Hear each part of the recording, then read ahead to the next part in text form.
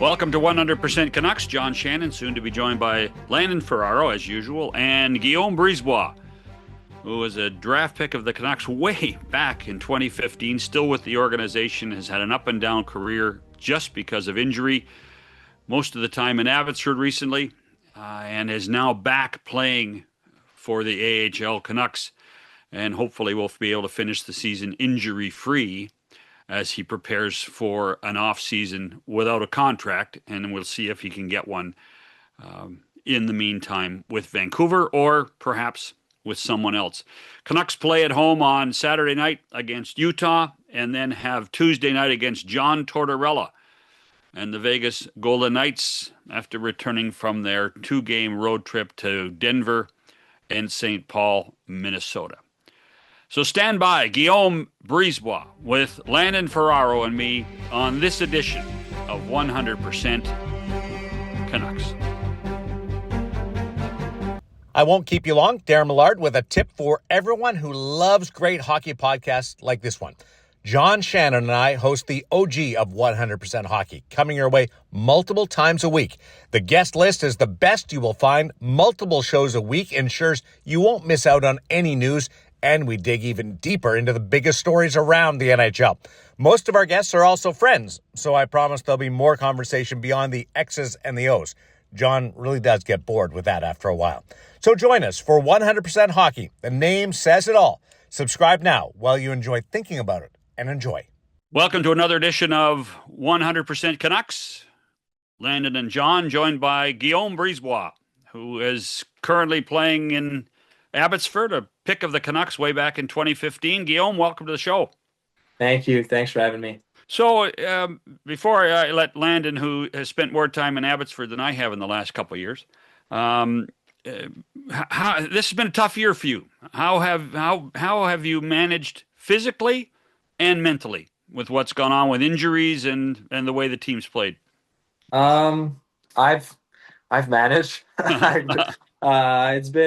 It hasn't been an easy year for the team and also individually. It's been pretty hard to see the guys struggle and also struggling with my own situation at the same time. So it hasn't been an easy year, but I'm really happy to be back and being around the team.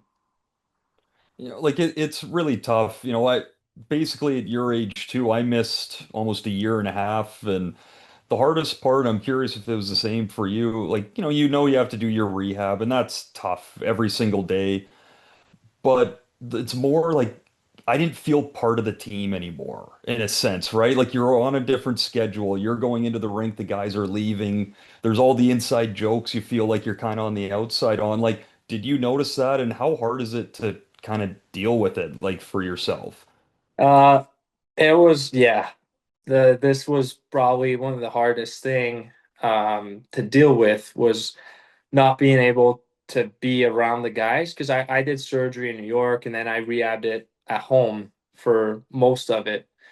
And being back home rehabbing, it just didn't feel like I was a hockey player. I was just being back home, coming home after the workout or after treatment, and it was really hard to not be around the guys. I've been used to being around the guys for a long time now and being around the team. That's what I missed the most, I would say, just being around the guys, the jokes, just traveling with the guys all the time and being around. It's basically your family for a full year. So it was really hard for me to deal with that, and especially the guys not doing as good as we would want to.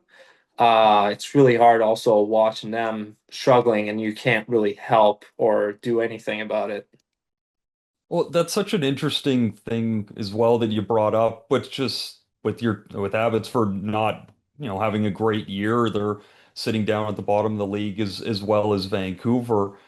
But the American League is so different. You guys win the Calder Cup last year. Trust me, we'll get to happier topics here in a second. But you win the league last year, and then I did the game this past Sunday, and seeing the lineup sheet with the amount of red names down at the bottom, that means injured and out.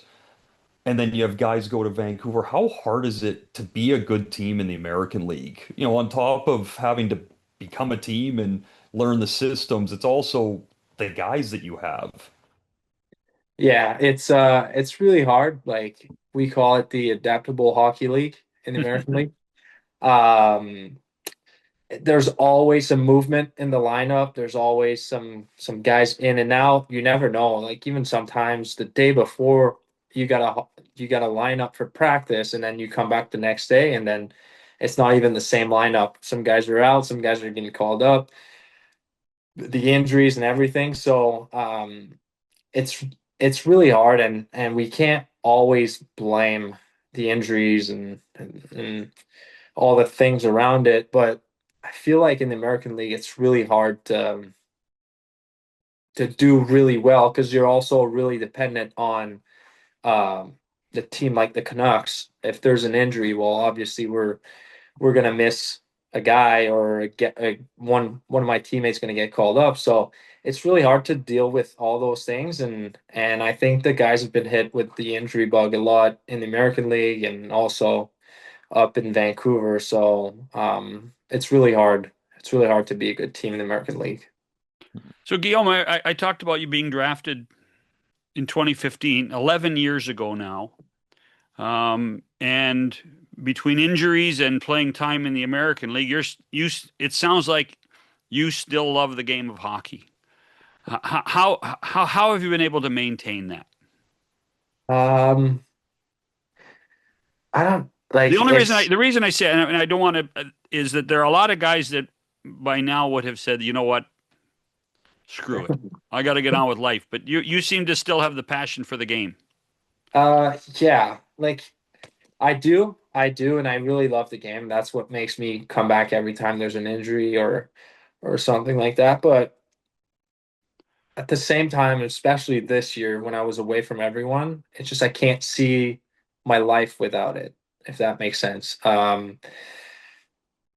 I just I could have really went on that path where I'm 28. I've had some big injuries, and I could have maybe it went through my mind a couple of times, being like, "Hey, should I?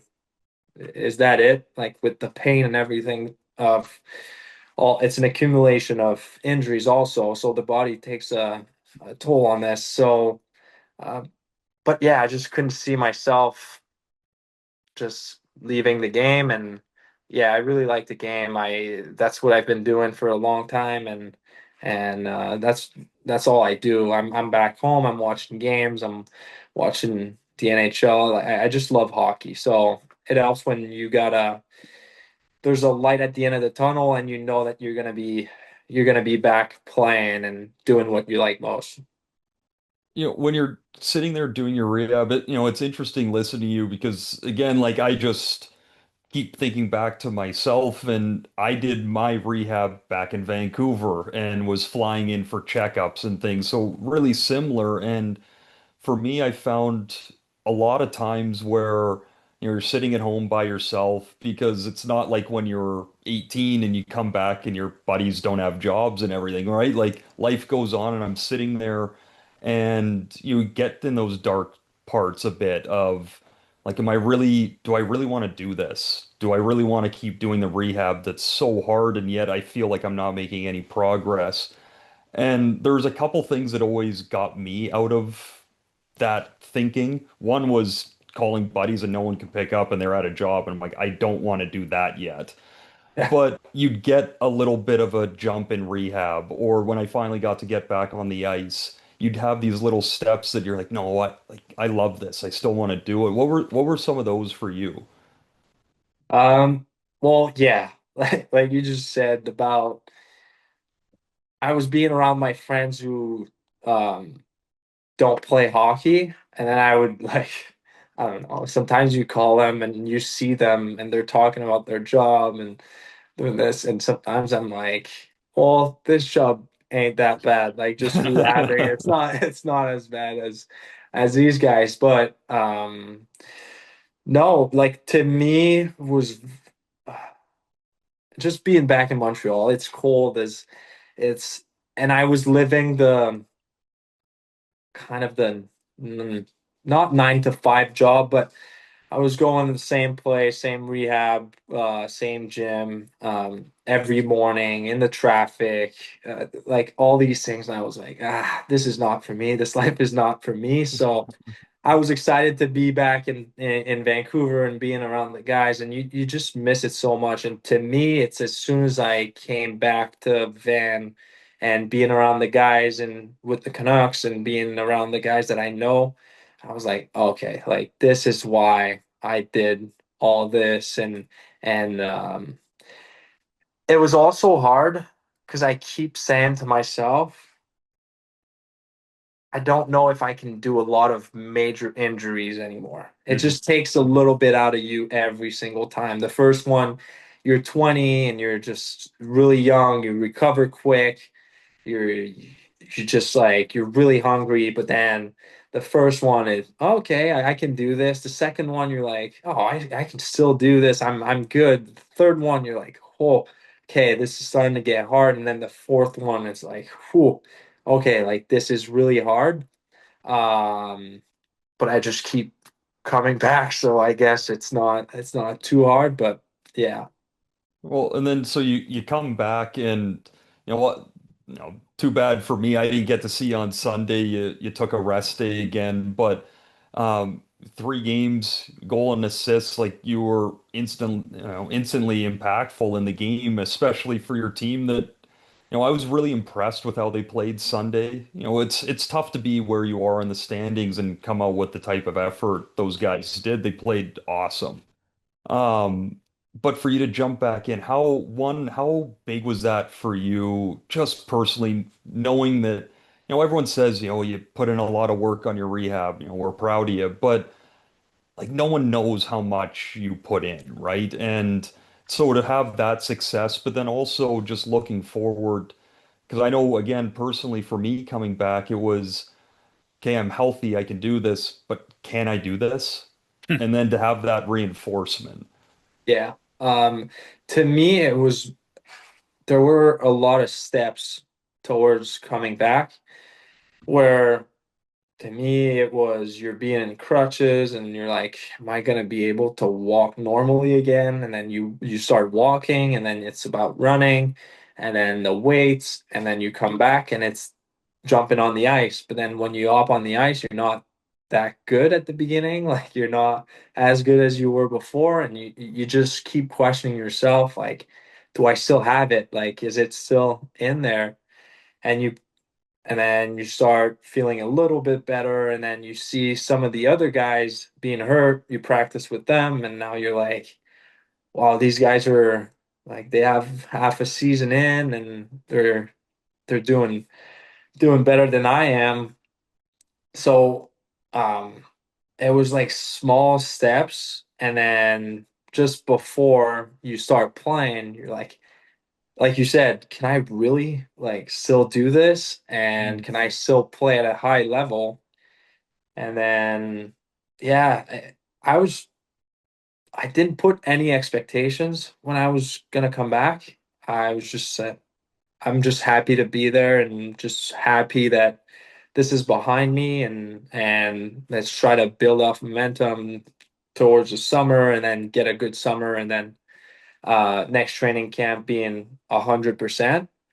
But no, the also the guys been great with me, the coaches and everyone that has faith in me that I can come back and be the player I was before. So everything went pretty smoothly, and I was a bit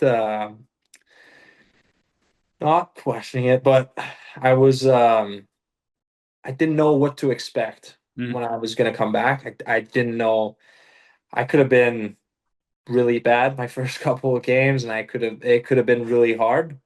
But yeah, the guys actually also play really well, so it helps. The guys are working really hard, and everyone's just pulling in the same direction. They've had a tough year, but I don't think it represent like really the team. The team has had a lot of injuries, but they've played hard the whole season. It's not like the guys didn't play hard or they've been unlucky also. So the team is it's not really what the record looked like. Where is your confidence on your own game now? Uh it's it's good. Like I'm pretty confident that I can still do it. Um I don't feel 100%, but I think that's gonna come. But also it helps when you don't really put any expectation on yourself and you just play for the love of the game. And yeah, right now it's working, so I'll keep doing that. I'm curious on the on deciding for the remainder of this season, which let's face it, there's not many games left. How will you decide, like you didn't play on Sunday for a rest? How will you decide that rotation? Right now this weekend I'll be playing the back-to-backs. And That'll be a challenge, right? yeah, I think that's another step. That's another step into getting back and being 100%. I think we'll see. We'll see what happens, but I'm pretty confident that it's going to go well for my body. And yeah, I'm pretty excited because it's another challenge, and I'm really happy to see how it's going to go. You know, so there's, a good amount of your teammates now that especially over the years that have gone on to Vancouver and are playing for the Canucks, and you've had your share of games as well. Um, as you've gotten a couple more years of, being a veteran in the American League and seeing more guys go on, and especially the first time they get to go up, is that something that brings some happiness to you to see them move on and do that? I always found it to feel, really good, but also, as corny as it sounds, like a bit inspiring to try and get yourself back there. You see someone have that light kind of shine up again. Yeah, I'm always I'm always super happy to see the guys doing really well in Van, and it's all guys that are deserving to go there, and I'm really grateful to be a part of their journey, if that makes sense. And also with the year we've had last year, I'm super happy to see that we have a couple guys that that I've been able to make the step and play a full season in the NHL. I think that's what it's about in the American League. It's you got to develop your guys and yeah, I think they've done a good job with that. Like the organization has seen something in them and they've delivered and they played super well. So they're very deserving of being in the NHL right now. So it's funny. I'm curious. You played on some pretty good teams in the Q in Acadie, Bathurst, and in Charlottetown, and a few of those teammates made the NHL. Some of them, heck, are still playing, including P.O. Joseph and Jeffrey Vial, and I mean Daniel Sprong. He played for how many different teams did Daniel play for? Quite a few, including the Canucks. Hmm. I was about to say, how many teams last year were you asking, or? Well, maybe.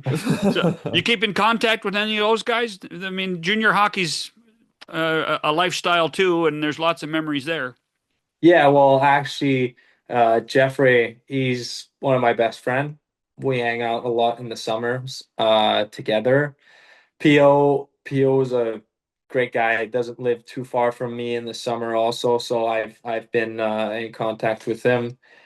And yeah, a couple of the guys I stayed in contact with, um, they've been a part of my journey in hockey. So really grateful to be in their path and yeah, like well, Jeff, it's easier because I grew up with him. Right. I grew up with him, and then we played together in juniors, and obviously he's having success now. So I'm really happy to see that. Yeah, did you play minor hockey with Yeah, VL yeah. all the way back like to Pee Wee and all that stuff? We were probably like 7, 8 years old when we started. Yeah, That's yeah, awesome. And yeah. then I'm really and close with him. Like really. those are the conversations that 7 and 8 said we're going to play in the NHL too. Uh, that was a dream. That was a dream, but we didn't think it was gonna happen for sure. But actually, the guys I played with growing up, there was a couple that actually kind of made it. We've had a really good team for a young hockey team. Who's that? Well, we had Anthony Beauvillier. Oh, sure. We had GC Baudin. He played in the NHL a little bit in Ottawa.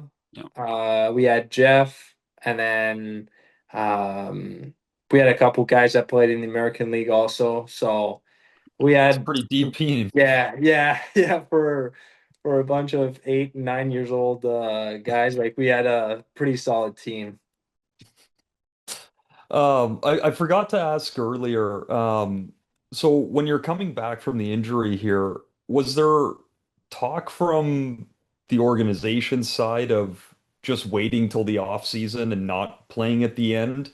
Was there any pushback there? Were they really supportive of you trying to get back? Because I imagine for your own kind of psyche, like you really wanted to play games before the end of the year to get out some question marks.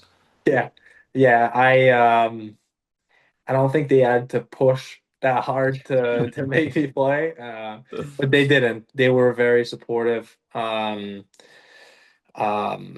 they've had well, all the years I've been here for I can't remember, like nine years I've been with the organization. They've always been super classy and they've always been supportive of what's going on with me. But especially this year, they weren't they weren't pushy or anything like that. But I obviously had like to push for myself where I don't have a contract next year, so I gotta show people that I'm I'm the player I was before when we won the Calder. So I have stuff to prove to myself, but also to other people. What was that run like It for the Calder was Cup? it was amazing. Um, Sometimes you look at it before the playoffs and you're like, well, this is not the Stanley Cup. It's not the biggest trophy in the sport, but man, it's all worth it. It really is. At the end of the run, you lift that trophy and it's just an amazing feeling. You're winners. It's like it's a family. All the guys I've been playing with that year, it's just gonna stay on with me for the rest of my life. Like these guys, I'm gonna remember all these guys, all the memories we've had. The playoffs, it was really demanding, but at the same time, I would do it in a heartbeat. And sometimes you don't really understand. Um, that's where you see with experience that like, bro, no, no, sorry, my dog's just That's crying. okay. Oh, My you've cat's been just sitting tapped on the on. TV over here for a while. So I was about to say Uh, you've just made John show now. The fact you brought up a dog. what's your dog's name? Pearl. What kind of dog is Pearl? She's a Bernie Doodle. Oh, She's a all right. Bernie Doodle. Yeah, and she's just got spayed, so she's demanding. Like she Oh, demands a lot of attention right now. Um, but yeah, like to come back to what we were saying, the playoffs. You don't really, not that you don't understand what guys are talking about when they say that the ultimate goal is to win, especially when you've been around teams where they're not fighting to win a cup. Sometimes guys are just used to, all right, it's April. We might go through one round of the playoffs, two round, maybe like just go back home and just play golf again until you do it. Now it's like, man, I was so wrong about the playoff and the season and everything around it. Now it's like kind of a drug where hmm. every season should end with a trophy in your hands. Well, especially with how tight of a group, and you touched on it a little bit there, but getting to be around you guys through that run last year and then obviously down in Charlotte when you guys end up winning and seeing I will say some very controlled chaos after the game. You guys had fun, but you held it together really well. But like just seeing your group work together and now getting to blow the steam off, going back into the hotel and you guys had that speaker absolutely pumping. The hotel had no idea what was walking back in. Like how, like, I mean, how do you put that into words? Like that type of a group, and when you even, just even a year removed of it, like how Yeah, do you even talk about it? it's still kind of surreal in a way. I when I was younger, I won some tournaments and whatsoever, but it's nothing really compared to this. Like you just grow as a team as the year goes on, and it's always at first the first month you're trying to understand like how the guys are playing, understand what kind of person they are. There's just so much to figure out, especially in the beginning, but then the year goes on and it's like, okay, like we got a good team going, like maybe we're gonna go for a couple rounds and then we go on a 13 game streak winning and it's like, oh, we got something going right now. Then you lose one or two and then go back on another winning streak. I think it was 15 or 16 and then it's like, okay, we got a wagon. I think we can go really far with this, but um yeah, it's just really it's special. Like it's so hard to describe to people whenever they're saying like, "Oh, hey, how does it feel like?" But it it really is surreal. You don't know until you live it. I was the same way. It's like, oh, it's super cool to win it. Like I wish I could win, but you don't know until you do it because all these effort. Like you come back, you play a game and then the next day you don't play, the day after you play again, and then you're just well, to me it just felt like I was on autopilot Mhm. for a couple months. It just felt like I was doing the same thing. I was just coming back home the same time, eating the same thing and going to bed at the same time. It was just like clockwork. And then you go back to the rink and it's like, all right, this is game day. We're doing it all over again. And every guy's had the same mentality. It was not too high, not too low, and then you win one, you go back to like focus on the next game. So it was really special to see. See, I love asking that question because I'm just always hoping that someone's going to be able to put into words what it is, right? Like, because I always got asked that question after we won, and kind of like you bumble at the start and you try and get some words out, but it's such a hard thing to describe. I think Guillaume did a good job when he just said it's like a drug because Yeah. you're on a 2 month high, right? You are on Yeah. a 2 month high, and being able to manage the lows when you lose, even in a series, would be a challenge. But again, being able to come back, knowing you got a chance to come back 48 hours later or 24 hours later, depending on the games, to fix it, would be such an amazing feeling. Yeah. Yeah. It it was yeah, I can't really it's so hard to describe because all the emotions during the season, whenever you play two games during the weekend and you don't play for another week, you got time to think about it and being like, okay, like you got time to get in your own head and being like, all right, I'm not playing super well. This is that. But like, you're just trying to survive in the playoff. It's like, Right. I'm not doing this well, but I don't care. I got to find a way to do it well because you got to help the team. And everyone just bought in and yeah it's pretty much like a drug. Like now I look at it a year removed and it is so bad that we're going home in April. Like Mhm. this is in a way not it's not unacceptable because it's going to happen and there's so many teams that has to make it, but this is why you play. You want to play till the end, and it just feels so good to say we played the last game and we won, and that's what you want. And to see the arena in Abbotsford full must have been spectacular. Yeah, yeah. You'd get goosebumps every time you get on the ice for the first period. Um, Fans are amazing here, and they're behind you, and they're very supportive. But it was awesome to see. It was sold out every game in the playoffs, and I wish, well, especially for me, I wish we would have ended in five at home. Right. But Right. I scored in our net, uh, so It was a yeah. good shot, though.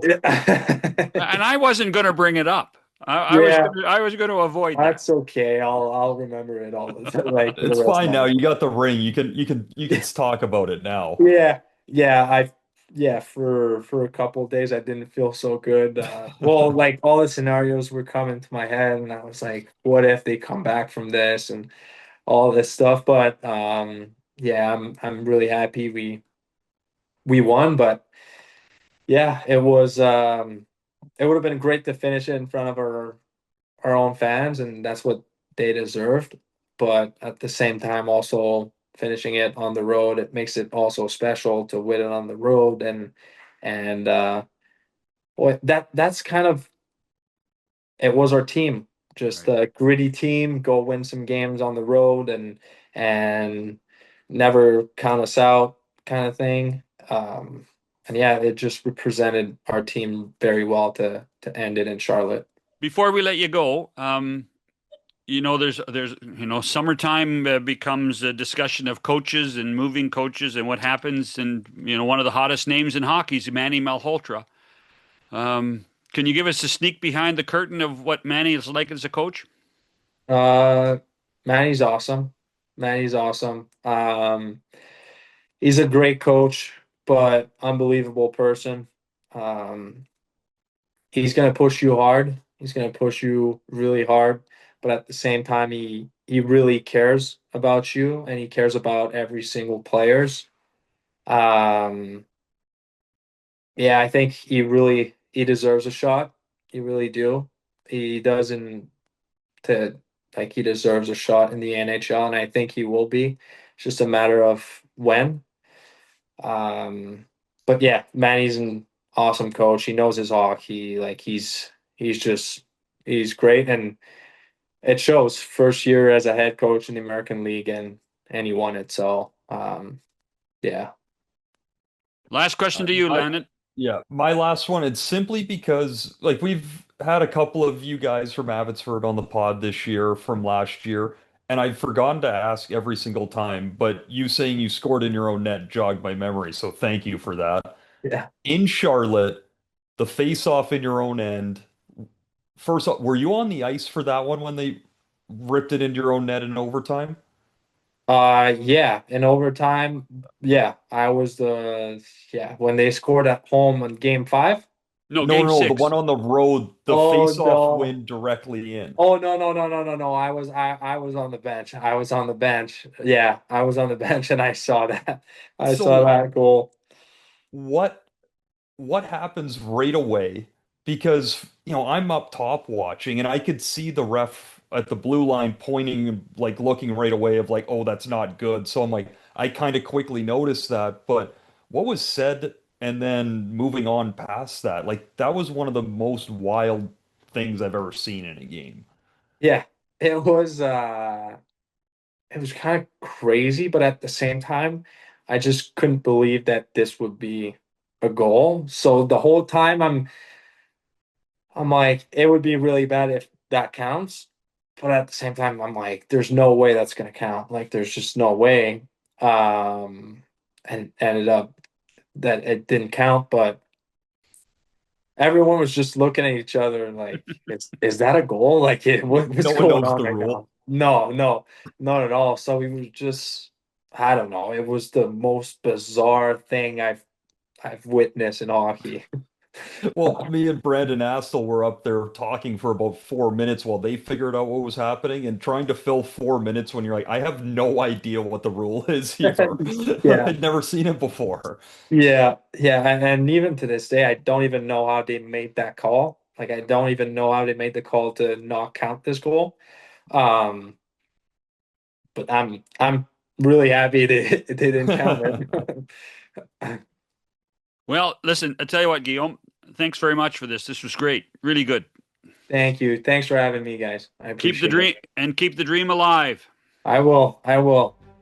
Awesome. Guillaume Brisebois, Landon and I'll be back after this on 100% Canucks. All right, listen up. Today I want to talk about giving 110%.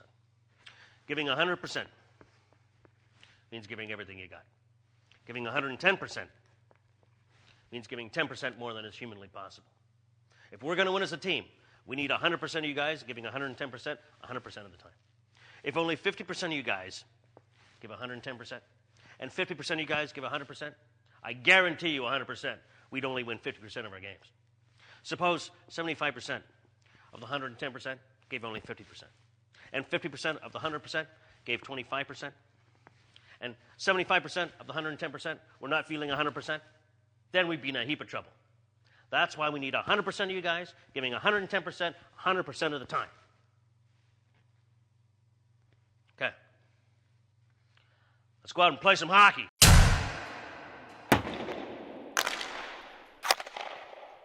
Thanks to Guillaume Brisebois for joining us.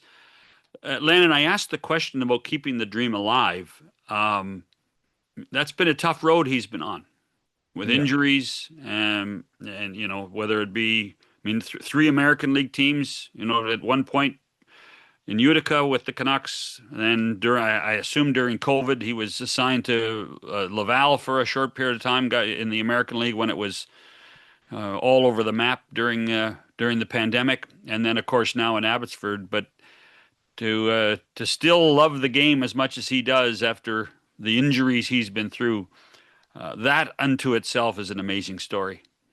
It really is. And, for me, I resonate with that really well. That was my career in a sense as well, was a lot of surgeries and a lot of time, working with your team, but being by yourself and having a lot of quiet conversations of, do I want to do this anymore? Can I do this anymore? And then quickly realizing, like, yes, this is what I want, but like putting in the hard work every single day when, you're going from, being a professional athlete and moving in ways that, a lot of other adults can't do anymore because they haven't trained their body, and you feel good. You can kind of just jump up and do anything, and then all of a sudden you're trying, like, your next 3 weeks is trying to get another 5 degrees of knee movement, right? Like, it's such minuscule things that you're trying to, like, your next goal that you're chasing, and it's hard to stay in that. You go from, I was playing in the NHL last year, and now I'm just trying to do this, and yet there's like a 55-year-old man or woman on the table next to me getting treatment, doing the same exact thing that's moving faster, right? Like, you start overanalyzing everything. So for him to push through that, keep the love of the game, and I mean, you saw it when you asked him that question, the way his face lit up. Like, Yeah. he loves to play the game, and it's the only way you get through injuries like that and be able to come back. You can, I had an injury going into my retirement, and I mean, it's not perfect now, but I did enough to make it where I'm fine in my everyday life. But to be able to play, like, you need to be at the top. You need to give that full dedication, getting yourself back into moving shape, and like, it takes a lot. So for him to be able to do it and get back, I give him nothing but credit and respect for it. I should have asked him, but I'm going to ask you. So when you're away from the club and doing what you have to do to rehab, are you sitting at home watching every game of the Red Wings when you were with the Red Wings and of the Bruins when you were with the Bruins? Uh, I got lucky those 2 years, but for the ones that I were, honestly, for me, it kind of went in stretches where I'd watch every second of every game, and then the next week I'm like, I can't even look at it. Right, Like, it's right. just beyond infuriating that you're not out there. And then you're sitting at home the next, a couple nights later or whatever, and like, you know that your guys are playing, and you're like, all right, like, you know, as much as I'm paid to be on the team, I'm doing rehab, like I need to know what's going on. I need to feel like I'm still a part of it. And so that when you do go back in, because honestly, like, he would have been flying into Vancouver to see the doctors and do your checkups. I was doing the same into Chicago for St. Louis's farm team the year that Hmm. I did my rehab at home. And the first time I went back, I didn't have good enough an idea of how the team had been doing. And I felt like such an idiot walking back into that room. Like you already don't feel a part of the team. You don't, like I brought up to him, it seems so dumb, but like I didn't know any of like the inside jokes that were going Right. on in the room, Right. right? And you just like it brings you back to elementary school and you're like do I have friends? And the guys make sure to grab you and hey, let's go get food. Like they make sure that you get your fill of teammates while you're there because they know how hard it is for you. But again, it's really, really challenging. The glamour of professional sports. Oh yeah. Everyone sees all the fun side. They don't see the guys that are bubbling between the American League and NHL, struggling and, showing the dedication, getting through rehabs, giving that chance to, it's not like, I feel pretty confident saying this about Brisebois, but it was definitely sure about me. Like doing that rehab, I wasn't sitting there thinking like I've got 10 more years of the NHL ahead of me. I'm like, I don't really care what's on the other side. I know it's pro hockey, but like I want to prove it to myself that I can do it. And that's what's important. Right. All right. Thanks for this, Landon. Yep, have a good one. Thanks for listening and watching this edition of 100% Canucks.